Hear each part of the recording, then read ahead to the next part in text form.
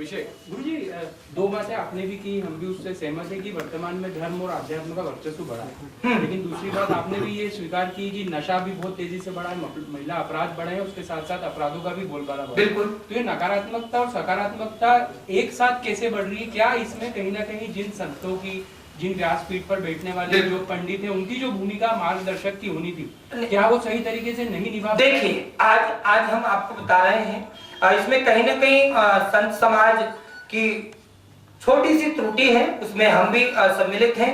पहले के समय में जो संत साधु होते थे, अब वह हिमालय में रहते थे, इस सांसारिक वस्तुओं का प्रयोग नहीं करते थे। परंतु आपने अभी देखा, हमें कार में आना पड़ा, हमें अच्छे से यहाँ तक पहुंचना पड़ा, लेकिन पहले के साधु संत समाज इतनी व्यवस्थाओं से पूर्ण नहीं थे। तो आज की जो पीढ़ी संत समाज को देख रही है कि संत समाज इतने भौतिक सुखों से प्रफुल्लित है कि जितना कोई आम व्यक्ति नहीं हो सकता।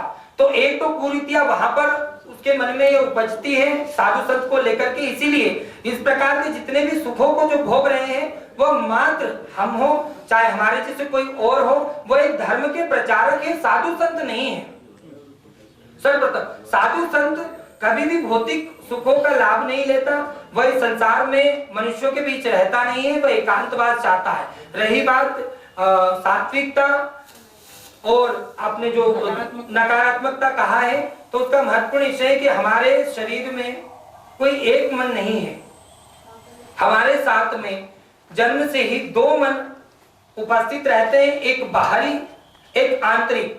तो जो नकारात्मकता हमें आती है वह बाहरी मन से होती है, और जो सकारात्मकता आती है वह आंतरिक मन से हमें होती है। अगर हम आंतरिक मन को ज्यादा आगे बढ़ाने का प्रयास करें तो नकारात्मकता दूर हो जाएगी। और साथ ही किसी संत समाज की गलती नहीं है। आज अगर बच्चे नशा अवस्था में जा रहे हैं, कुरीतियों में जा रहे हैं, तो सर्वप्रथम गलतियां उस बच्चे के माता पिता की है, क्योंकि बाल्यकाल से ही माँ अपने बच्चे की गलती पर पर्दा डालती है, छुपाती है, और वह गलतियां धीरे धीरे बढ़ती चली जाती है। अगर माता पिता, और आप सभी से भी हम कहेंगे, अगर आपके छोटे बच्चे हैं तो आप उनको जन्म के बाद ही, जब वो छोटे हो, उनमें संस्कार भरना आप प्रारंभ कर दें, उन्हें सदाचार सिखा दें, उन्हें जीवन की सच्चाई बता दें कि इसी प्रकार से आपको जीवन में चलना है, तो वो बड़े होते होते उसी प्रकार से अपने जीवन को यापन करेंगे। लेकिन आजकल माता पिताओं के पास इतना समय नहीं होता, वह धन एकत्रित करने में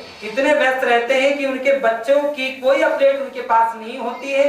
कभी वो बच्चों से पूछते नहीं कि आप कहाँ गए थे, आप इतनी देर से लौटे हैं, तो आपने इस बीच क्या किया। तो सर्वप्रथम जो आपने कहा नकारात्मक सकारात्मकता दोनों जो चल रही है बच्चों में, उसके सर्वप्रथम दोषी उस बच्चे के माता पिता हैं।